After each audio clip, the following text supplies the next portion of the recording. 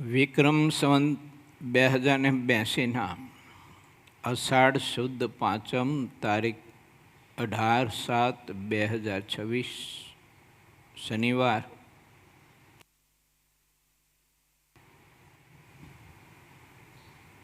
વાલા ભક્તો, પંચાળાના છઠ્ઠા વચનામૃતના આધારે ભગવાન સ્વામિનારાયણે જે વાત કરેલી તે સિદ્ધાનંદ સ્વામી આપણે સૌ કોઈને કલ્યાણની કોઈ અદ્ભુત અનેરી રીત બતાવે છે. જેને ભગવાનના સ્વરૂપની ઉપાસના દૃઢ છે,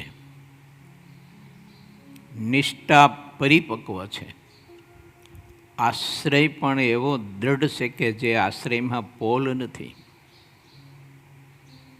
અને મહારાજની ભક્તિ કરવાનું પણ અંગ એવું એને સુદૃઢ છે. એની સાથે વૈરાગ્ય પણ એટલો છે કે બીજા પદાર્થ કે જગત કે દેહ કે દેહીઓમાં પ્રીતિ ક્યાંય નથી, એવો બૃહદ વૈરાગ્ય છે. ત્યાગ, વૈરાગ, ભક્તિ, જ્ઞાન, તપસ્યાઓ, પુણ્યદાન, વ્રતજપ, આ બધાયનું બેલેન્સ કરે ને માન ન બંધાવા દે એવી આત્મનિષ્ઠા પણ પરિપક્વ છે. એવો જે ભગવાનનો ભક્ત છે તેને મહારાજ કહે છે કે નિશ્ચિતપણે તેનું સત્ય દેહ કલ્યાણ થઈ ચૂક્યું છે. એને મરીને ભગવાનના ધામમાં જવું એવું નથી, પરંતુ આટલી બાબતોમાં જેને કાચબ હોય, ઉણપ હોય, તો એને મર્યા પછી ભગવાનના ધામમાં જવાનું રહેતું હોય છે. અને કદાચ ભગવાનના ધામમાં જતાંય પણ અવરોધ આવતા હોય છે, તો બીજા કોઈ પણ સગુણ લોકમાં પણ જીવ અટકી શકે છે, જઈ શકે છે, રહી શકે છે. ફરીને જન્મ લઈ અને પાછી એવી જ ભગવાનની શુદ્ધ ઉપાસના, આશ્રય, નિષ્ઠા, ત્યાગ, વૈરાગ, ભક્તિ વગેરે વગેરે અંગ દૃઢ કરી અને જ્યારે મહારાજનું ધ્યાન ભજન આત્મા કરશે ત્યારે પ્રભુને પામશે. માટે આ વખતે ચોખ્ખું કરી લઉં, કોઈના સંગ દોસ્તી આપણી બુદ્ધિથી આ લોકના કોઈ પણ પ્રલોભનો જેવા કે ધન સંપત્તિના પદાર્થના કે માન સન્માનના પ્રલોભનો એણે કરીને ઉપાસનામાં કોઈ દિવસ ભેદ ન પડવા દેવો. ઘણીવાર આ લોકના કોઈ પણ પદાર્થો, ખાવા પીવાના, ઓઢવા પહેરવાના, અથવા તો માન સન્માનના પ્રલોભનને કરીને જીવ મોહબ્બતે કરીને ભગવાનની ઉપાસના દૃઢ કરી શકતો નથી, સમજી શકતો નથી, સ્વીકારી નથી શકતો. અને હવની સાથે માણસ લોલમ લોલ કરી જતો હોય છે. ઘણી વખત ઘણા લોકો ભગવાનના ધામ એનું વર્ણન પોતાની રીતે કરતા હોય છે, પણ શાસ્ત્રનો એવો મત છે કે અક્ષરધામ તો અધો ઉર્ધ્વ પ્રમાણે રહિત છે. હવે જે અધો ઉર્ધ્વ પ્રમાણે રહિત હોય એ કયા લોકની અંદર હોય, અને મધ્યનો શબ્દનો અર્થ છે ને એ ઘણી વખત સમજવા માટે માણસ પ્રયત્ન નથી કરતો. એટલે મધ્ય શબ્દના કારણે અક્ષરધામને કોઈ કોઈ લોકની અંદર મધ્યમાં ગણે છે. પણ મધ્યનો શબ્દનો અર્થ જો સમજવો હોય તો પ્રથમ પ્રકરણના 63ના વચનામૃતમાં શ્રીજી મહારાજે સ્પષ્ટ બતાવ્યો છે. એમાં કોઈને પૂછવા જવાની જરૂર નથી, બહુ સ્પષ્ટ રીતે બતાવ્યો છે.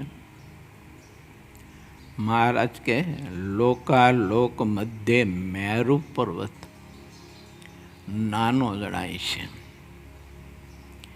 મેરુ પર્વત મધ્યે ગિરનાર અથવા હિમાલય નાનો જણાય છે. હિમાલય મધ્યે ગિરનાર નાનો જણાય છે. એમ મહારાજે બતાવ્યું છે. મધ્ય એટલે એની પાસે, એની કરતા. લોકાલોક પર્વત છે તો એ લોકાલોક પર્વત કરતા મેરુ પર્વત નાનો છે એમ. અને બધા કરતા બધા મધ્ય પૃથ્વી મોટી છે. પણ પૃથ્વી જળમાં છાણાની જેમ તરે છે. તો હવે જળની દ્રષ્ટિએ જો જોઈએ તો પૃથ્વી એક છાણા જેવડી છે. તો જળના મધ્યે પૃથ્વી રહી છે. તો જળ છે એ તેજના એક અંશમાંથી ઉત્પન્ન થાય છે. એમ મહારાજે આ બધી વિગત બતાવી છે. અને અક્ષરધામ છે તે તો અધો ઉર્ધ્વ પ્રમાણે રહિત છે. માટે ભગવાન શ્રીહરિની આ બધી વાતો વચનામૃત ગ્રંથમાં જે સંતોએ કંડાયેલી છે એને સમજી યથાર્થ પછી એનો ઉત્તર અને એનો અર્થ કરાય અને સમજાય. ભગવાન શ્રીહરિ એવું કહે છે કે ઉપાસનાની દ્રઢતા જો ભગવાનને વિશે રાખશો તો કદાચ દેશકાળના યોગે કરીને અયોગ્ય ખરાબ વર્તન થઈ જશે. અયોગ્ય ખરાબ વર્તન કયું? તો માનો કે આપણી સમજણમાં કાંઈ થોડો ઘણો ફેર રહી ગયો હોય છે, અથવા વર્તમાનમાં મહારાજની આજ્ઞામાં વર્તવે કરીને ક્યાંક થોડોક ફેરફાર કારણોસર રહી ગયો હોય છે, ઈરાદાપૂર્વક નહીં પણ કારણોસર થોડો ઘણો રહી ગયો હોય છે, તો મહારાજ કહે છે કે તે ખોટ ભગવાનની ભક્તિ, ધ્યાન, ભજન યા તો પ્રાયશ્ચિત કરવે કરીને શુદ્ધિ થાય છે. પણ ભગવાનની ઉપાસનામાં જો કાચપ રહી ગઈ તો મહારાજ કે એ કાચપ તો કોઈ કાળે નહીં ટળે. માટે પરમાત્માની શુદ્ધ ઉપાસના દ્રઢ કરવી. અને ટૂંકમાં જો સમજવું હોય તો શુદ્ધ ઉપાસના એને કહેવાય કે સુખ અને દુઃખમાં પોતાના ઈષ્ટદેવ સિવાય બીજો કોઈ સંકલ્પ ન થાય ને પોતાની ઈષ્ટદેવની મરજી સિવાય બીજા કોઈની મરજી આપણે પ્રધાન ન દેખાય. સુખ અને દુઃખમાં પોતાના ઈષ્ટદેવની જ મરજીમાં રહે ને એને જ કરતા હરતા માને. એની સાથે તમામ અવતારો, શક્તિઓ, દેવીઓ, પરમહંસો, શાસ્ત્રો, ભક્તો, મનુષ્ય,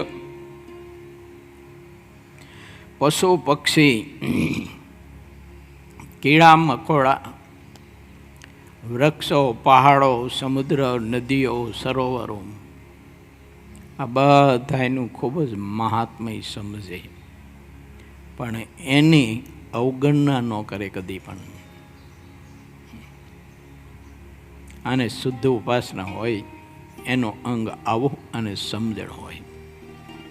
પછી ઉપાસનામાં સમજણે કરીને પણ હોય, સંતના યોગ્ય કરીને પણ ઉપાસના દ્રઢ થઈ હોય, ઉપાસના વેગે કરીને પણ દ્રઢ થઈ હોય, પોતાના જ્ઞાને કરીને પણ ઉપાસના એને દ્રઢ કરી હોય, એમાં ઘણા બધા પ્રકાર હોય છે. હવે આપણી રીતે ઉપાસના દ્રઢ નક્કી કરી હોય અને વેગ હોય એમાં, તો બીજા ભગવાનના અવતારો કે બીજી શક્તિઓ કે મનુષ્યો કે પરમાત્માની આ પ્રકૃતિનું સર્જન કોઈ પણ એનું ખંડન બહુ કરે, કારણ કે વેગ છે અને ઉપાસનાનો. ઉપાસના નથી, પરંતુ ઉપાસનાનો વેગ છે. જેને શુદ્ધ ઉપાસના હોય એનો સ્વભાવ પોતાના ઈષ્ટદેવ જેવો જ હોય. પોતાના ઈષ્ટદેવમાં જેવો પ્રેમ, કરુણા, દયા, સ્નેહ, ત્યાગ, વૈરાગ, નમ્રતા, કોમળતા, ધીરજતા જેવા સ્વભાવ હોય એવા જ સ્વભાવ તે ઉપાસકના હોય. જેને શુદ્ધ ઉપાસના હોય ત્યારે ભગવાનનો સંબંધ હોય છે, અને પરમાત્માનો સંબંધ થાય ત્યારે પ્રભુના સંબંધે કરીને પ્રભુના બધા જ ગુણ એનામાં આવિર્ભાવ પામે છે. આ એક સૃષ્ટિનો નિયમ છે. આપણે કોઈ જગ્યાએ ગટરના પાણીના મોટા મોટા હોજ કે ખાડા ભર્યા હોય અને ત્યાં જઈને આપણે બેસીએ તો એની દુર્ગંધનો પાસ આપણા કપડામાં અને શરીરમાં બેસવાનો. અત્તર, ફૂલો એની બીચમાં જો આપણે બેસીએ ને તો એની સુગંધનો પાસ બેસવાનો. એક સૃષ્ટિનો ક્રમ જ છે. પવન સંગી છે, તેમ છતાંય સુગંધ અને દુર્ગંધનો પાસ તો એની પણ લાગે છે. એમ આત્મા અસંગી છે, પરંતુ એને સંગ દોષનો કે બીજો ત્રીજો પાસ તો લાગે જ છે આત્માને. તો જો ઉપાસના કરીને ભગવાનનો સંબંધ થયો હોય તો પરમાત્માના ગુણો અને પ્રભુની રુચિ આ બધું જ ત્યાં આત્માને સ્પર્શે અને એનો પાસ તો લાગે જ. એને નથી લાગ્યો તો કહેવા પૂરતી ઉપાસના છે, ગાવા પૂરતી ઉપાસના છે, અને ઉપાસનાનો ખાલી વેગ છે, પરંતુ એને શુદ્ધ ઉપાસના નથી. શ્રીજી મહારાજ કેટલા સરળ હતા, કેટલા દયાવાન હતા, કેટલા કોમળ હતા, કેટલા ધીરજવાન હતા. અને છે હતા એવી જ વાત નથી. મારા ને તમારા માટે તો આપણા બેડાને બેડા જ મહારાજ અખંડ છે. તો જુઓ, મહારાજની ધીરજતા, સહનશક્તિ, દયા, ઉદારતા, પ્રેમ, કરુણા, સ્નેહ, સંપ, સુહૃદભાવ, કોમળતા, ધીરજતા, ઉદારતા. મહારાજનું જો એક એક ગુણ જો અપરંપાર, સમુદ્ર કરતાંય અધિક, એમ જેનો કોઈ એક ગુણનો પાર ન લઈ શકે એ વાત મહારાજના પરંપાર ગુણ. હાલો, મારી તમારી વાત કરીએ આપણે. શ્રીજી મહારાજની આજ્ઞા નાની મોટી બધી જ આપણે બધા જ 100% પાડતા હઈશું. કેવો જોઈએ? 100% મારાથી તો નથી પડતી, તમારાથી પડતી હોય તો મને ખબર નથી. તોય મહારાજ આપણા ઉપર દયા, સ્નેહ અને પોતિકા પણ કેવું રાખે છે. આ મારો ભક્ત છે, મારો આશ્રિત છે.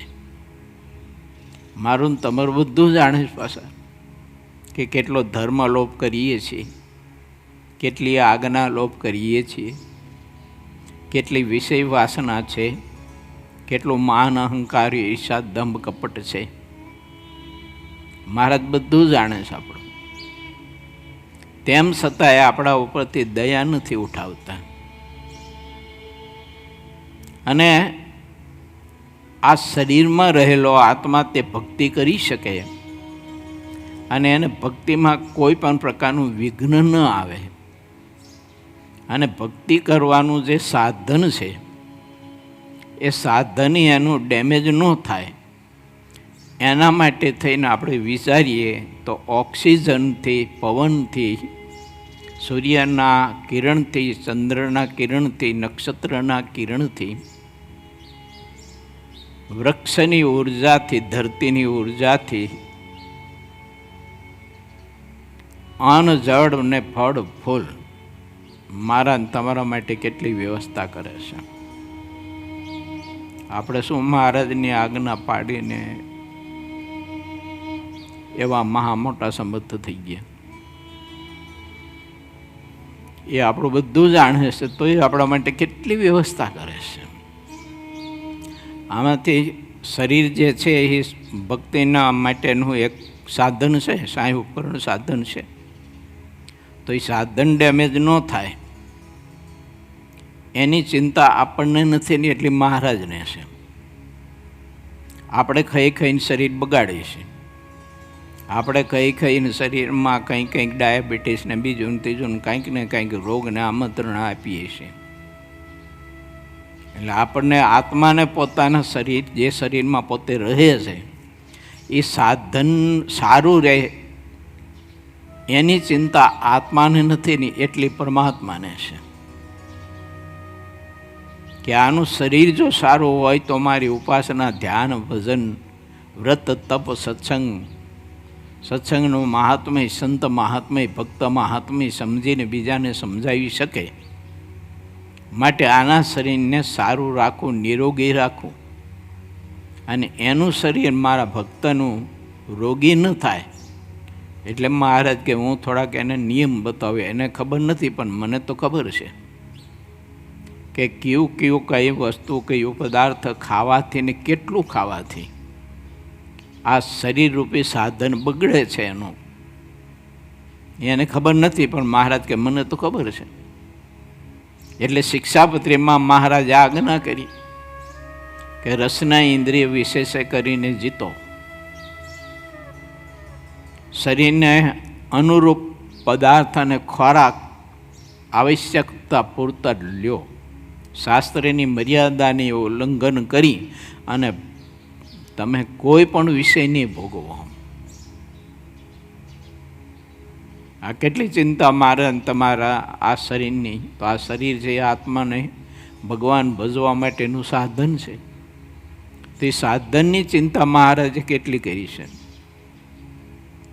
વચનામૃતમાં પણ મહારાજે બતાવ્યું કે આહાર વિહારે યુક્ત રહેવું. મધ્યના 33માં બતાવ્યું. જે આહારે વિહારે હું તમે યુક્ત ન રહેતા હોય પણ મહારાજે બતાવ્યું છે. તો પ્રભુને આ શરીરની, આ શરીરરૂપી સાધન એની ચિંતા કેટલી છે. કેમ કે શરીર સારું હોય છે તો આ ભજન કરી શકશે, સેવા પરિચર્યા કરી શકશે. એક હરિભગત મને કહેતા હતા, મને કે 70 વર્ષ થાય ને પછી ગુરુકુળમાં આવતું રહેવું સેવા કરવા. મનમાં કીધું 70 વર્ષ પછી શું અમારે તારી સેવા કરવાની થાય? 70 વર્ષ પછી તું હું સેવા કહે? તારા બધા આવેલા હંકાઈ લઈ ગયા હોય બધા, હું હાવ ઉતરી ગયો હોય, ડોહા જેવો થઈ ગયો હોય તો હું કરીશ 70 વર્ષ પછી?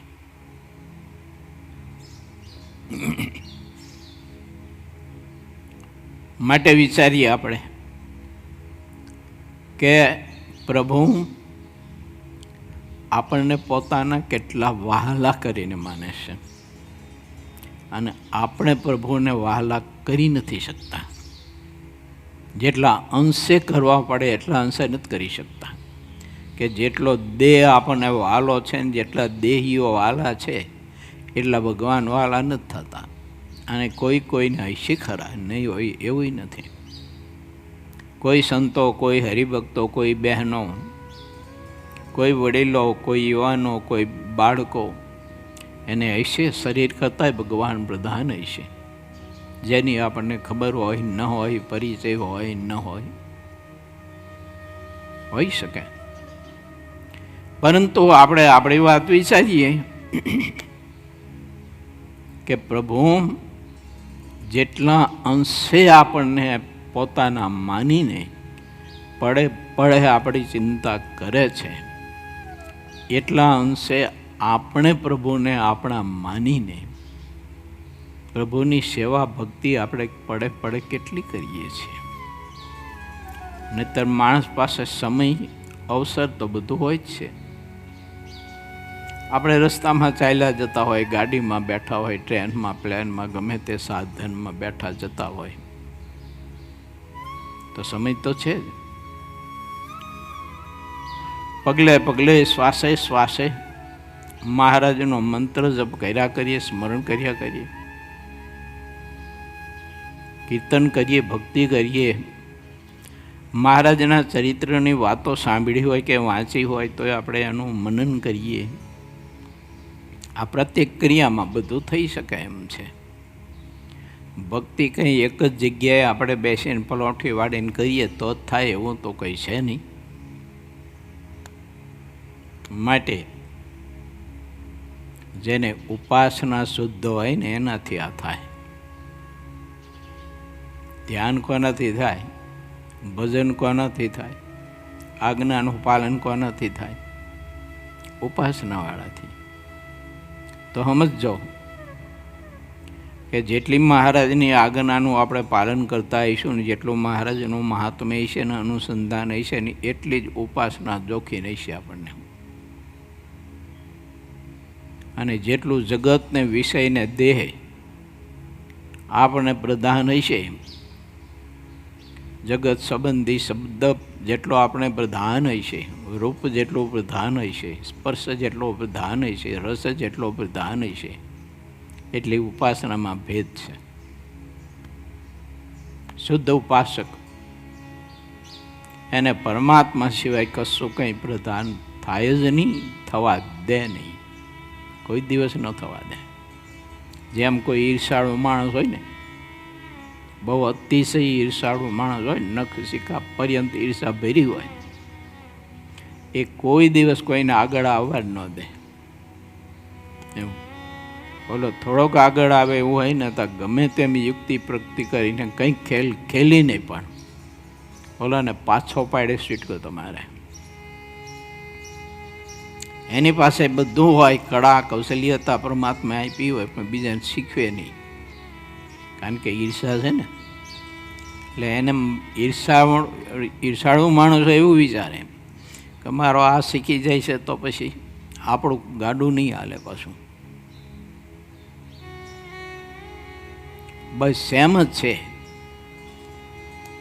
કે ઈર્ષાળુ માણસ કોઈને આગળ આવવા નથી દેતો અને પ્રધાન નથી થવા દેતો. તેમ ઉપાસક જે આત્મા હોય તે પરમાત્મા સિવાય બીજું કશું કંઈ પ્રધાન ન થવા દે. જો બીજું પ્રધાન થવા દે તો તુરત જ યુક્તિ પ્રયુક્તિ એટલે કે સમજણથી, જ્ઞાનથી, ત્યાગથી, આત્મનિષ્ઠાથી, ભક્તિથી, ધ્યાન ભજનના યોગ્ય કરીને પણ મહારાજ સિવાય બીજું પ્રદાન થવા આવે ને ત્યારે તરત જ એને ડામી દે. શુદ્ધ ઉપાસક મેં દાખલો આપ્યો એમ જ, જેમ અતિશય શુદ્ધ ઈર્ષાવાળો હોય એ કોઈને આગળ ન આવવા દે, તેમ શુદ્ધ ઉપાસક પોતાના ઈષ્ટદેવ સિવાય કશું જ કંઈ પ્રધાન ન થવા દે. ન રૂપ થવા દે, ન ગંધ થવા દે, ન રસ થવા દે, ન સ્પર્શ થવા દે, કશું જ પ્રધાન થવા ન દે. પરમાત્માને પોતાના ઈષ્ટદેવને જ પ્રધાન રાખે. આને શુદ્ધ ઉપાસક કહેવાય. આપણે ઘણી વખત છે ને ઉપાસનાની વાતો બહુ મોટી મોટી કરતા હોય, બ્રહ્માંડ ફાટી જાય એવી, પણ વર્તનમાં કંઈ ઠેકાણા ન હોય. ધ્યાન ભજનનું તો અંગો હોય નહીં, અને ઈર્ષાનો તો કોઈ પાર ન હોય. એટલી ઈર્ષા, દમ, કપટ અને મોટી મોટી વાતો એને ઉપાસનાની માણસ કરતો હોય છે.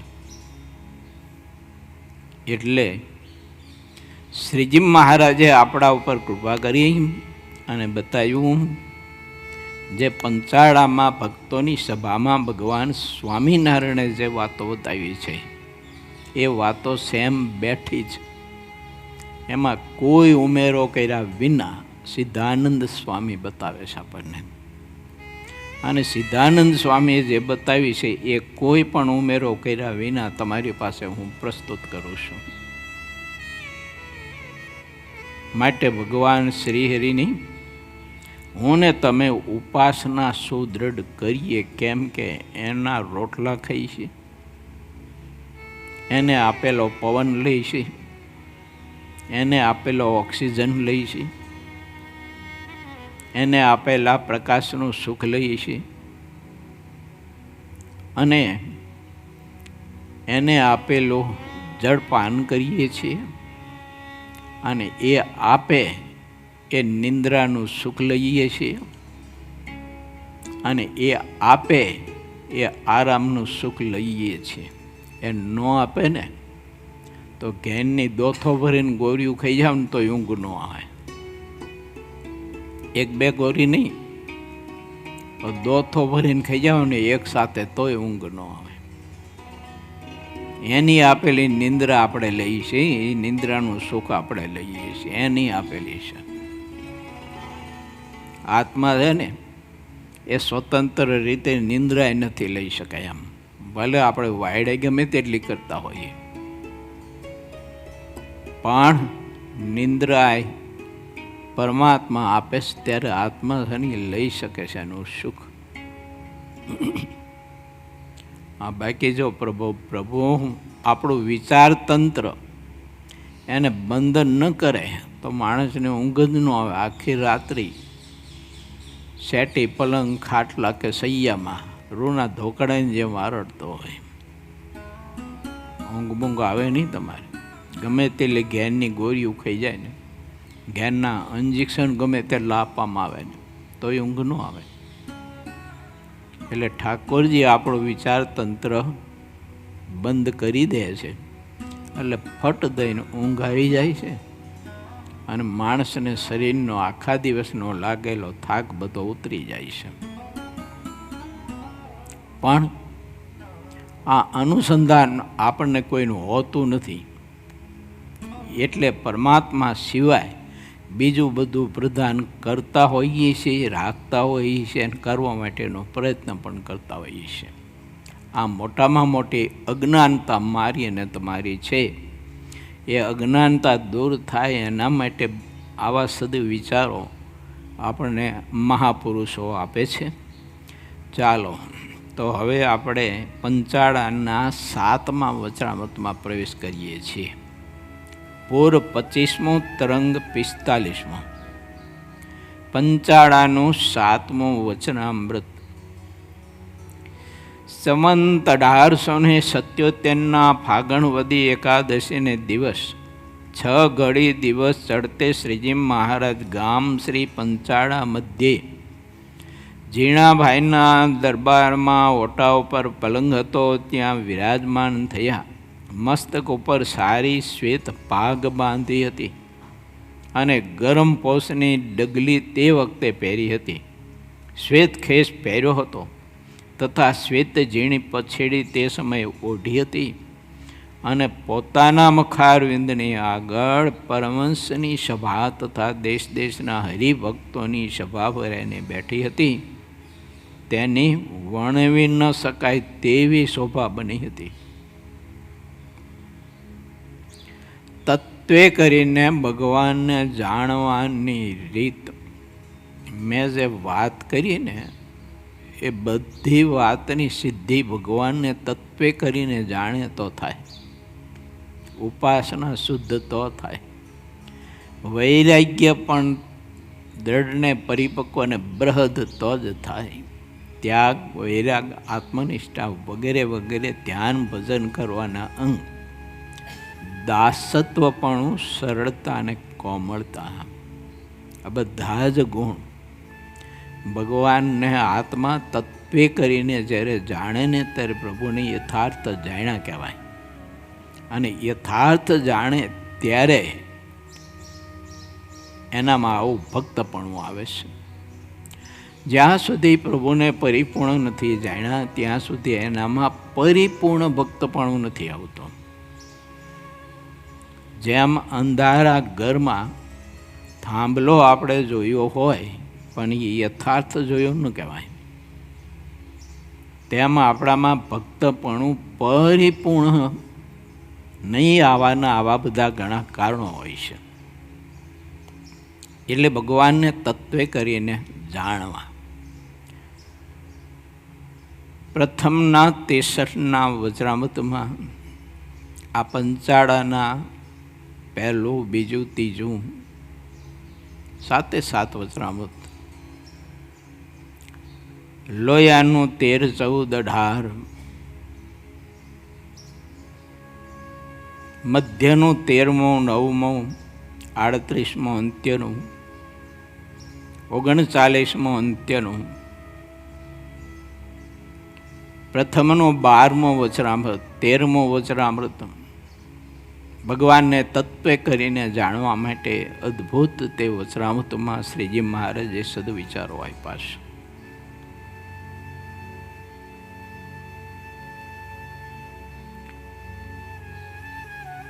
શ્રીજી મહારાજ નિત્યાનંદ સ્વામીની પાસે શ્રીમદ ભાગવતના પ્રથમ સ્કંદની કથા કરાવતા હતા. તેમાં જન્માદસ્ય એ શ્લોક પ્રથમ આવ્યો ત્યારે તેનો અર્થ યત્ર ત્રિસર્ગો મૃષા. તેમાં એવા જે શ્લોકના પાદનો જેવો અર્થ છે એવો જ તે વખતે શ્રીજી મહારાજ પોતે પરમ આનંદથી કરવા લાગ્યા છે. માયાના 3 ગુણનો જે સર્ગ, પંચભૂત ઇન્દ્રિયો, અંધકરણ અને દેવતા કહેવાય છે, તે ભગવાનના સ્વરૂપની વિશે ત્રણેય કાળમાં છે જ નહીં. આવી રીતે સમજે તથા એ શ્લોકનું પાદ જે ધામના સ્વેન સદા નિરસ્તક હુકમ કહેતા ધામ એવું જે પોતાનું સ્વરૂપ તેણે કરીને ટાળ્યું છે માયાના સર્ગરૂપ કપટ. જેણે એવું ભગવાનનું પરમ સત્ય સ્વરૂપ છે ને તે સદા દિવ્ય છે. આત્યંતિક પ્રલયને અંતે પણ અક્ષરધામને વિશે જેવું ભગવાનનું સ્વરૂપ અનંત ઐશ્વર્યયુક્ત રહ્યું છે તેવું ને તેવું જ અનુપમ દિવ્યપણું પ્રત્યક્ષ મનુષ્ય રૂપ ભગવાનને વિશે જાણવું તેણે તત્વે કરીને યથાર્થ રીતે ભગવાનને જાણી લીધા છે. અને તે જ પ્રત્યક્ષ ભગવાનને જે મુઢ જેવું છે તે માયિક દ્રષ્ટિએ કરીને જુએ છે ત્યારે તેને પોતાના જેવા મનુષ્ય દેખે છે.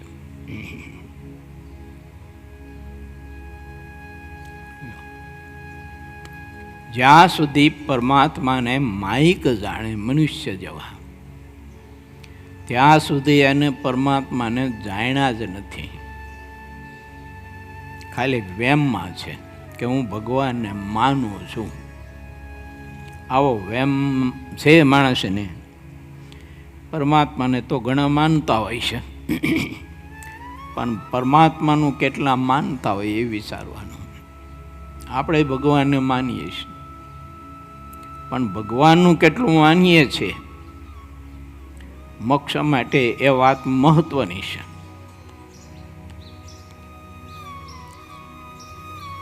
મહારાજે એક વિદ્વાન પાસે વાત કરી છે.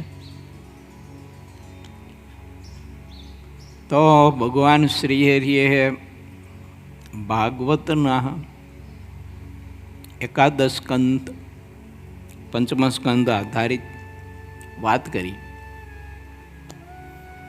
અને પછી મહારાજ એનો સંશય ભગવાનના લોકને વિશે જે એનો મત હતો ને એ સંશય દૂર કરીને યથાર્થ વાત સમજાવી છે.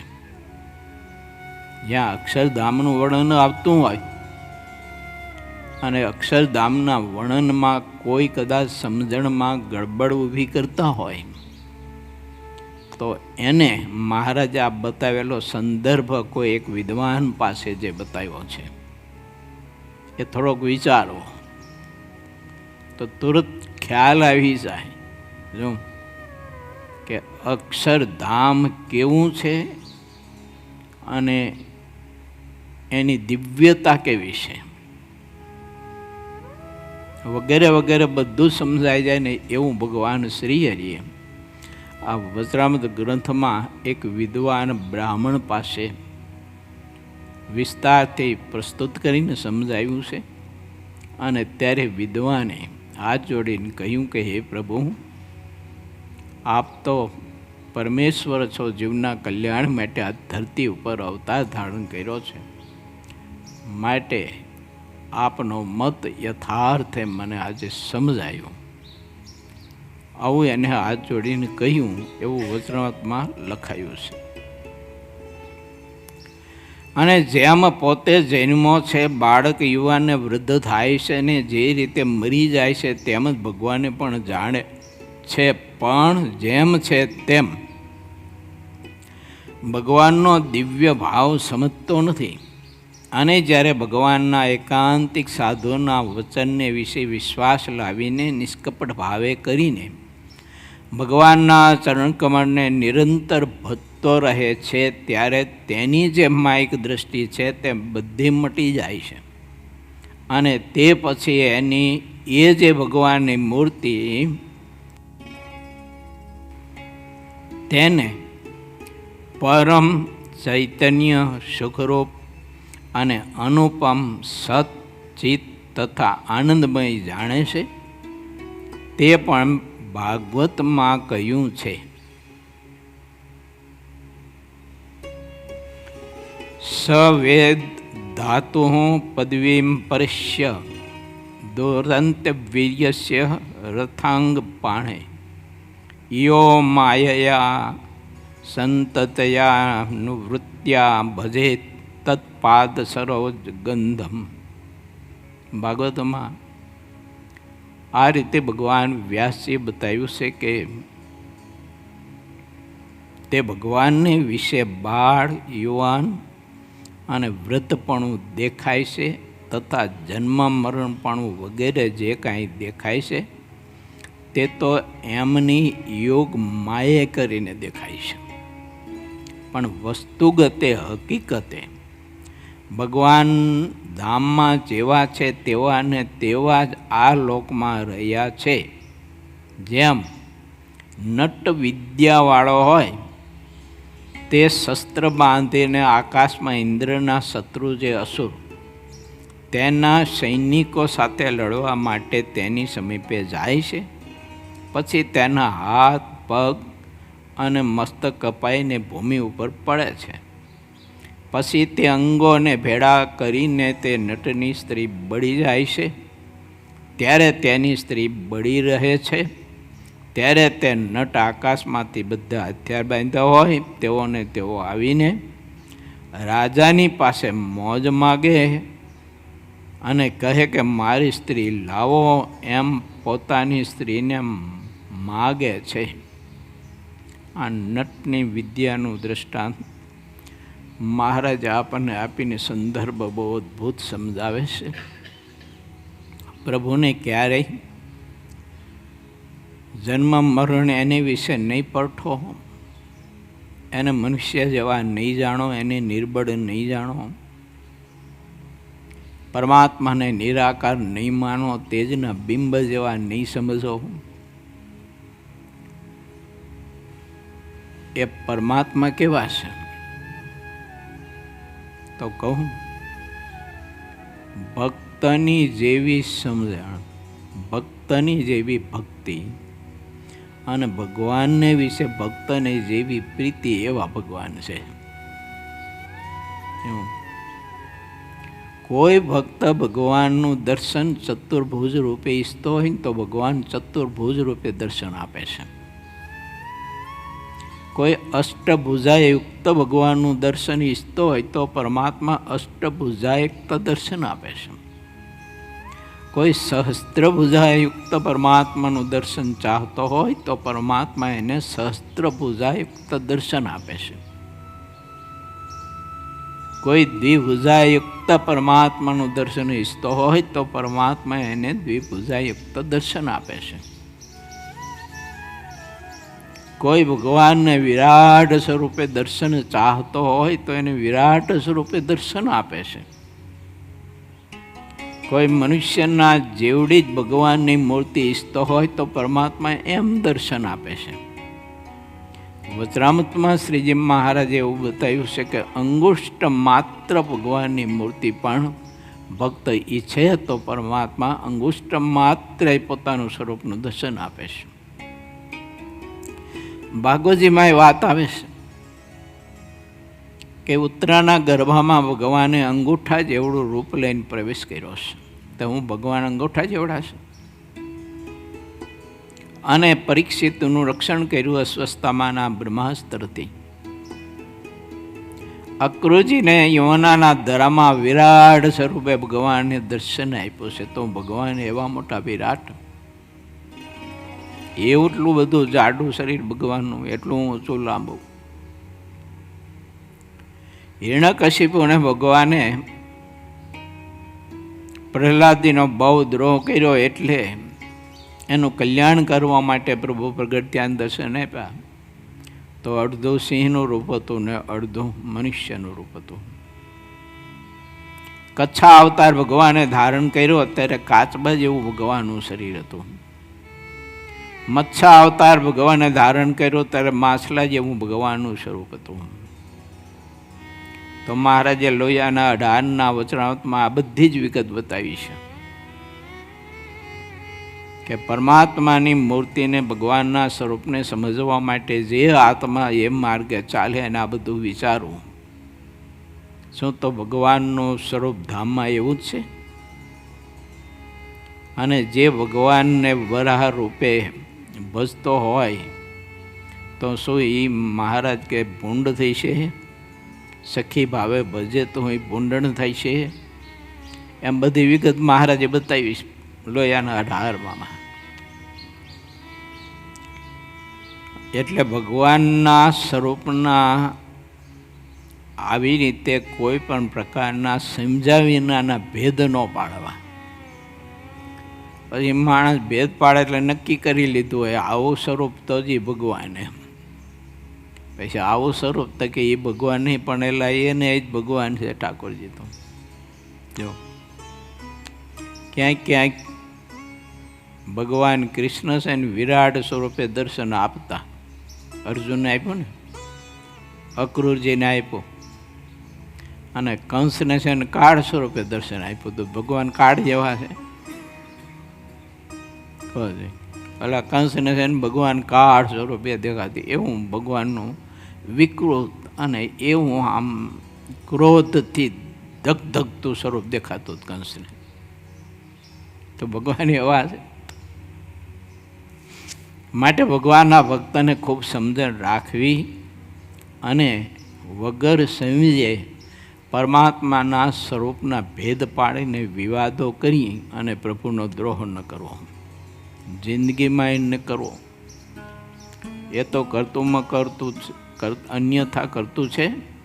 જે યુગમાં જે ભક્તને દર્શન દેવું હોય, સુખ આપવું હોય, લાડ લડાવવા હોય અને એ ભક્તની રક્ષા કરવી હોય ત્યારે પરમાત્મા એને એવા સ્વરૂપે દર્શન આપે છે. પ્રહલાદજીની રક્ષા કરવી હતી એટલે ભગવાને પછી એવું સ્વરૂપ ધારણ કર્યું. કારણ કે ઓલો બ્રહ્માજી પાસે બધા વરદાન લઈને બેઠો હતો. લાકડે ન મરું, લોઢે ન મરું, મનુષ્યથી ન મરું, પશુથી ન મરું, પુરુષથી ન મરું, સ્ત્રીથી ન મરું, ઘરમાં ન મરું, બહાર ન મરું, આકાશમાં ન મરું, રાત્રે ન મરું, દિવસે ન મરું, પશુથી ન મરું. આવા બધા વરદાન લઈને બેઠો હતો. એટલે ભગવાને પછી વૈટલો રસ્તો કાઢ્યો. અડધું માણસનું ને અડધું સિંહનું રૂપ. માણસ એ ન કહેવાય ને પશુ એ ન કહેવાય.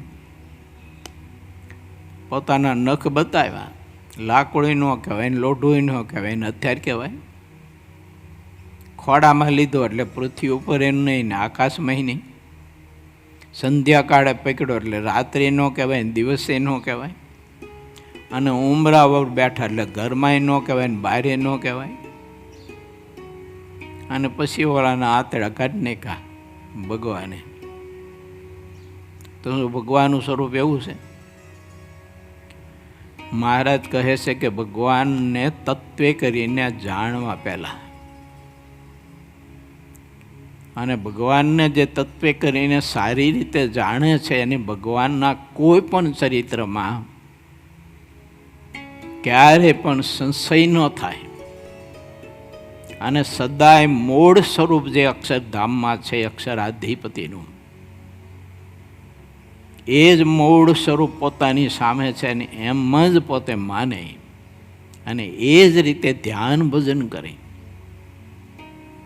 અને એ જ રીતે પ્રભુમાં પ્રીતિ કરી અને અહોરાત્રિ તે ભગવાનને ભીજા કરે. પણ ભગવાનનો ભક્ત ક્યારેય પણ સમજણની કાચપના કારણે, સમજણના અભાવના કારણે, જ્ઞાનના અભાવના કારણે, સંત સમાગમના અભાવના કારણે અથવા સંતને ઓળખાના અભાવના કારણે જે તે પકડાઈ ગયું હોય ને જે તે પકડ્યું હોય એ પકડી ન રખાય. ભગવાન એમ નથી, અક્ષરધામ એમ નથી, કોઈ પણ ભગવાનના અવતારો છે ને એ એમ નથી, એ પરમાત્માના અવતારો જે છે એના લોક છે એમ નથી. એ બધું સમજવા માટે માણસે પ્રયત્ન કરવો જોઈએ. તો એ પરમાત્માને તત્વે કરીને જાણ્યા હોય તો એને સંદેહ ન થાય કોઈ દિવસ. દાદા ખાચરને મહારાજે ઘણી વખત જુદા જુદા સ્વરૂપે દર્શન આપ્યા છે. એમ ઘણા બધા ભક્તોને પણ આપ્યા છે. અને ઘણી જગ્યાએ મહારાજે એવી નિર્બળતા બતાવી છે કે મનુષ્ય એટલો નિર્બળ ન હોય ને એટલી નિર્બળતા બતાવી છે મહારાજે. અને એટલો બધો મહારાજને ભય કરી ગયો હોય અને ખેસ કબ્બે હોય ને હંકેલો એને ખુલ્લો કરીને માથે ઓઢી અને એવા મારા ધ્રુસકે રડતા, એટલા રડતા છાના ન રહે. અને ઘણી વખત રિહાઈ જતા, તે રીસેને ભાગી જતા, ગઢડામાં કોઈને પૂછે નહીં, જાણ નહીં, એકલા ઉગાડા પૈગે નીકળી ગયા હોય, પાક બાગ ખેસ બેસ કાંઈ લીધું ન હોય, ધોતી એક પહેરી હોય તો એક ધોતી ભાઈ નીકળી ગયા હોય રિહાઈને. અને નીકળી તો જાય પણ મહિનો 2 મહિના મહારાજ છાના રહે પાછા. તો શું ભગવાન એવા રિહામણા છે? બસ નાની એવી ચીજ વસ્તુ માટે તેને ભગવાન રીસાઈ જાય? બાળ ચરિત્રમાં કથા આવે, ઘનશ્યામે રામપ્રતાપજી પાસે ટુવાલ માંગ્યો રૂમાલ, અને રામપ્રતાપજીએ ન આપ્યો તો ઘનશ્યામ રીસીને વયા ગયા.